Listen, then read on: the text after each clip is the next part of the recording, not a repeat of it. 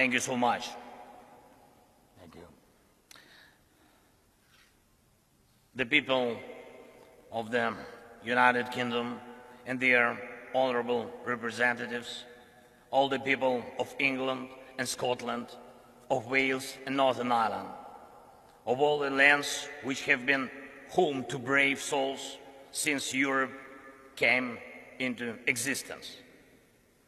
I have come here and stand before you on behalf of the brave, on behalf of our warriors who are now in the trenches under enemy artillery fire, on behalf of our air gunners and every defender of the sky who protects Ukraine against enemy aircrafts and missiles, on behalf of our tank men who fight to restore our Ukrainian borders, on behalf of our conscripts who are being trained now, including here in Britain.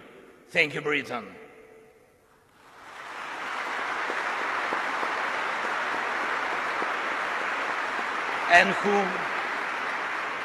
And who will be then deployed to the front line, skilled, equipped, and eager to win. On behalf of every father and every mother who are waiting for their brave sons and brave daughters back home from the war. Mr. Speaker, you may, I think, well remember as roughly more than 2 years ago, we met with you here in Parliament. Great honor was for me. And I remember we enjoyed tea. We talked, of course. We talked a lot about our people and about our countries, about the British and Ukrainian political traditions. Mr. Prime Minister Rishi, when we had our meeting earlier today, and I said to you that I will tell a story in my address to the Parliament, and a story about my feelings on my first visit to London as President in autumn 2020. The program was packed. Royal Highnesses William and Catherine and Buckingham Palace and aircraft carrier of the Royal Navy, the Westminster, of course, Downing Street, and of course, the war rooms.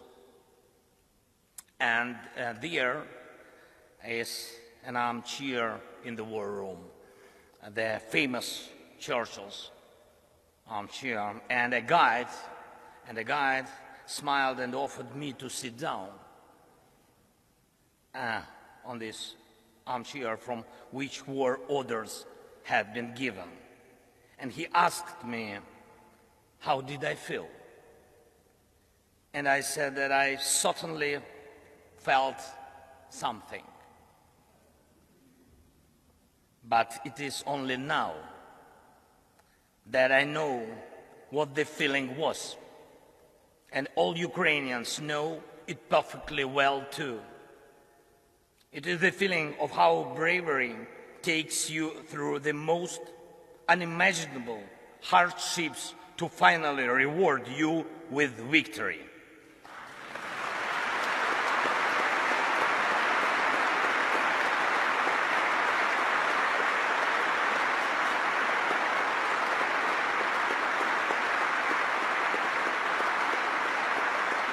Ladies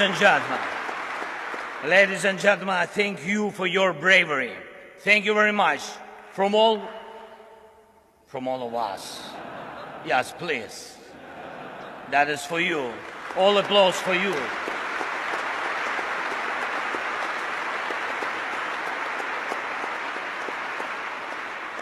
London has stood with Kiev since day one. From the first seconds and minutes of the full-scale war, Great Britain, you extended your helping hand when the world had not yet come to understand how to react. Boris, you got others united when it seemed absolutely impossible. Thank you.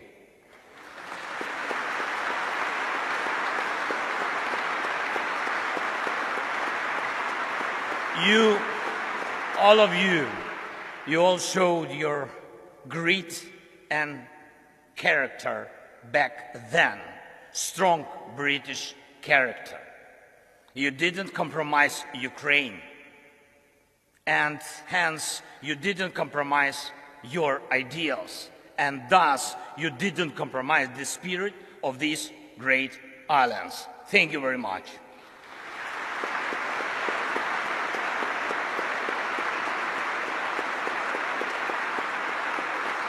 And of course, everybody understands that our countries knew absolutely different times. Our nations defended freedom in the Second World War.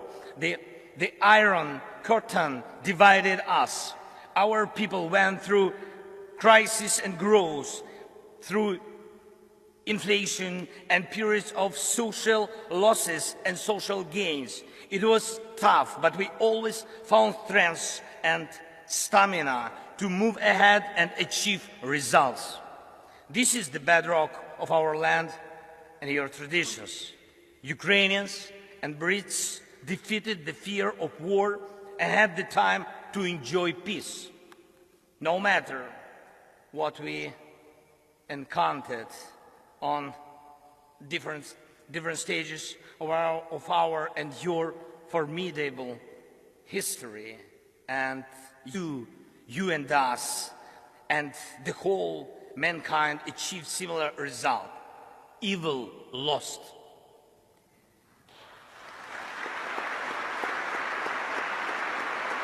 Evil lost. We will always come out on top of evil.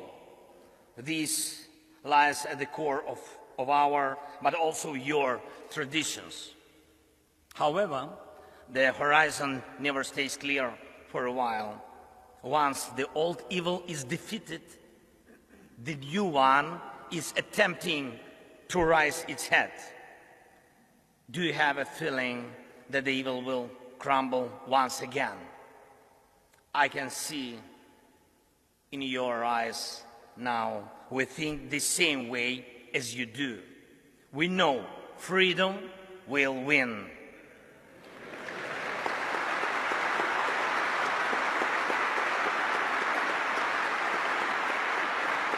We know Russia will lose.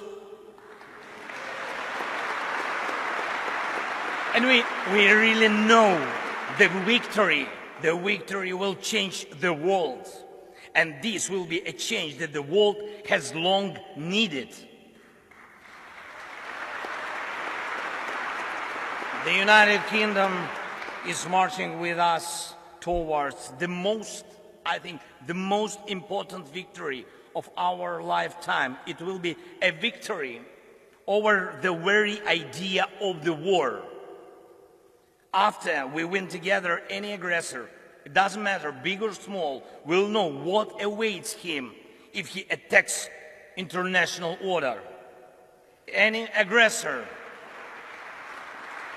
who will try to push the boundaries by force, who will inflict destruction and death on other peoples, who will try to endure his dictatorship at the expense of other people's blood in criminal and unprovoked wars, as the Kremlin does. Any aggressor is going to lose.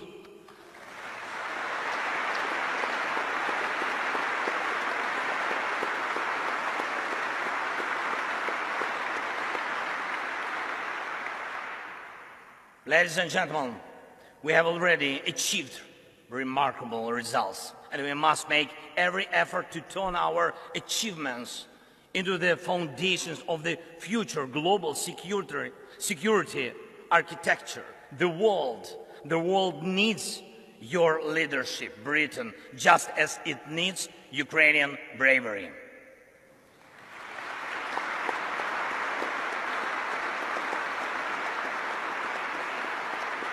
When the full-scale invasion began,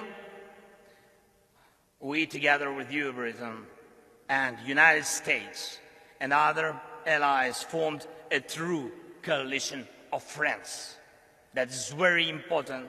You were among those very few who had helped before the large-scale invasion began, exactly as it will be necessary every time in the future to prevent aggression from happening. Your help was preventive. We must take these principles of preventive aid to those who are threatened with aggression and preventive sanctions against those who threaten aggression as basic principles of the world anti-war policy. We created a coalition of NLAW. Thank you. Of NLAW and Javelin that stopped the advance of the Russian army from the first day of the invasion.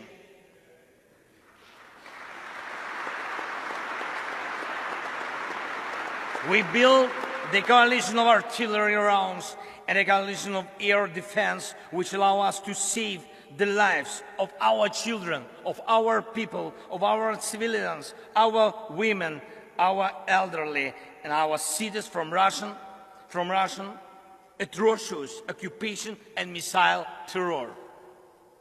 We put together a powerful sanction coalition, and your leadership is protecting international legal order through sanctions against a terrorist state cannot be questioned. And we have to steadily continue along this way until Russia is deprived of any possibility to finance the war. Most importantly, together with the G7, we brought about a coalition of values, a coalition that protects the rule-based world order and human rights, a coalition that will work in such a way that over time there will simply be no gray areas in the world in which human life doesn't matter. In order for it to be so, there must be justice. Anyone who invests in terror must be held accountable. Anyone who invests in violence must compensate those who have suffered from terror.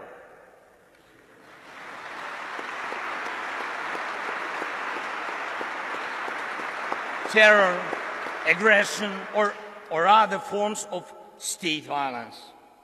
Our proposals for the creation of a special tribunal for the crime of Russian aggression against Ukraine and special compensation mechanism which will compensate war losses at the expense of Russian assets are based on such principles. Justice is one of 10 elements of the peace formula proposed by Ukraine and supported by Britain. I thank you for your readiness to invoke the formula. Thank you, Prime Minister. Thank you very much.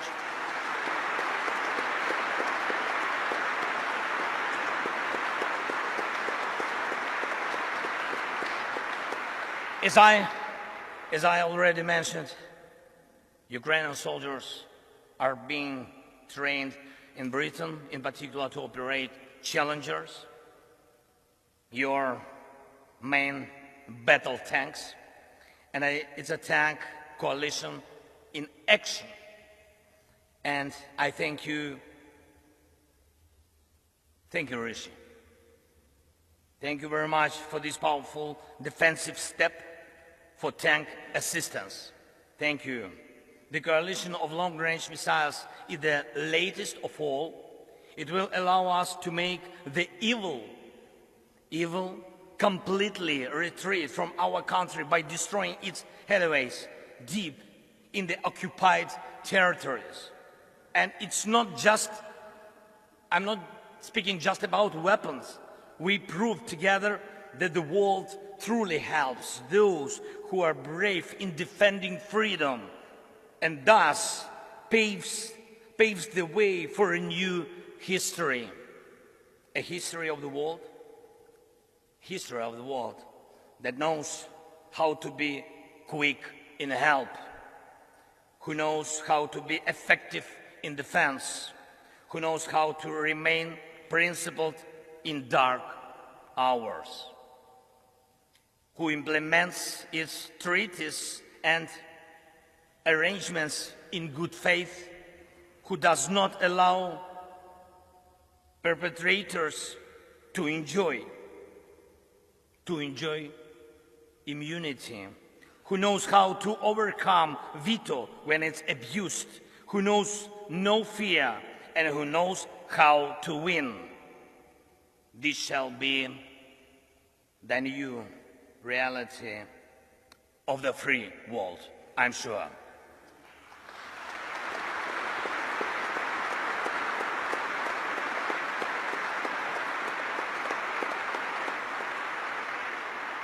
However, evil is still around today, and the battle continues.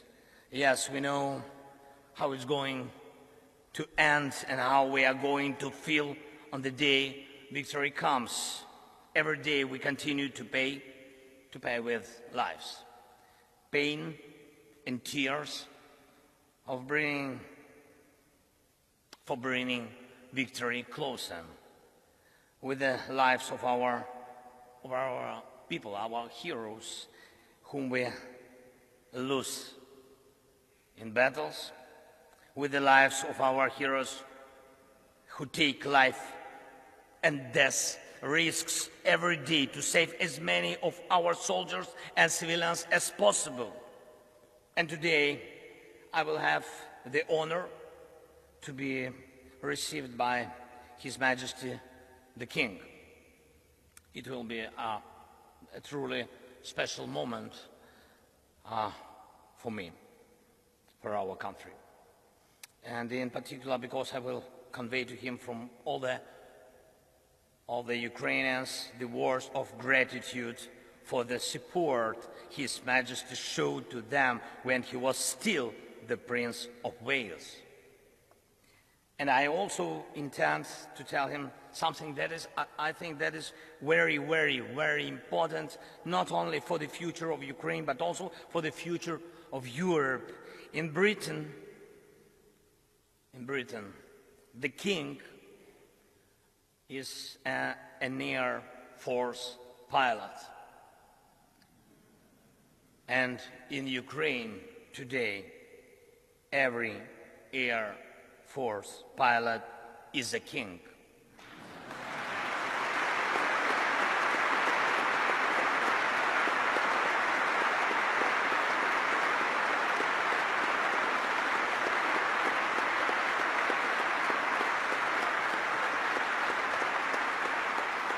For us, just for us, for our families.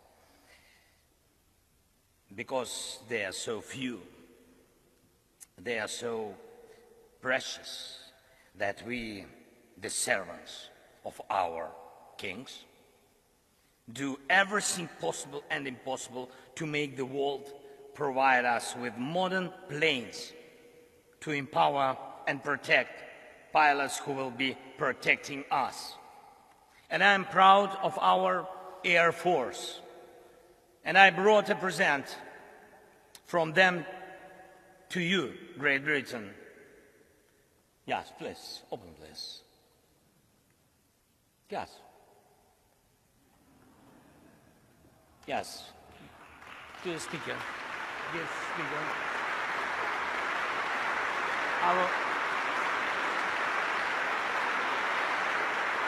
And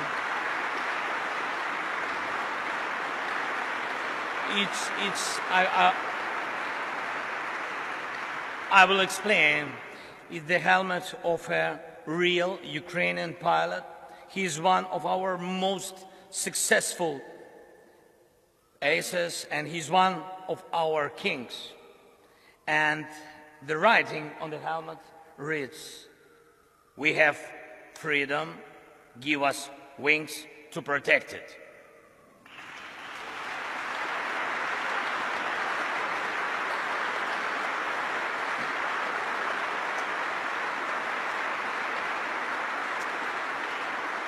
I trust this symbol will help us for our next coalition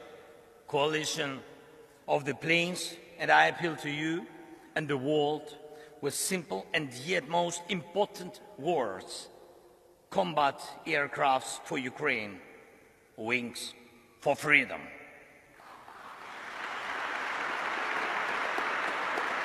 Great Britain,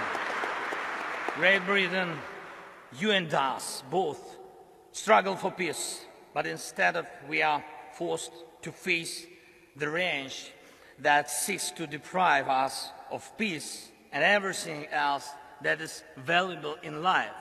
Unfortunately, it is in human nature to allow evil mature. It then stands up against humanity. It then destroys and kills. It launches aggressions and breaks people's lives. You and us have already fought together against such evil. You and us already have the experience of defeating the evil that is generated by human nature. I'm not saying there will be no more wars after the war ends. No, it is impossible to completely erase evil from human nature. Yet it is in our power to guarantee with words and deeds that the light side of human nature will prevail. The side you and us share, and this stands above anything else. Thank you for your attention. Thank you for your support. And leaving a British Parliament 2 years ago, I thanked you for delicious English tea. And I will be leaving the Parliament today, thanking all of you in advance for powerful English planes.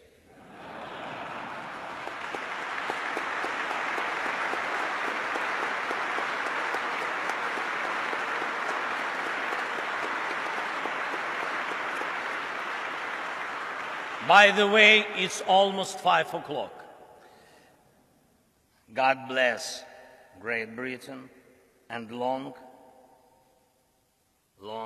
live the King. Slava Ukraini!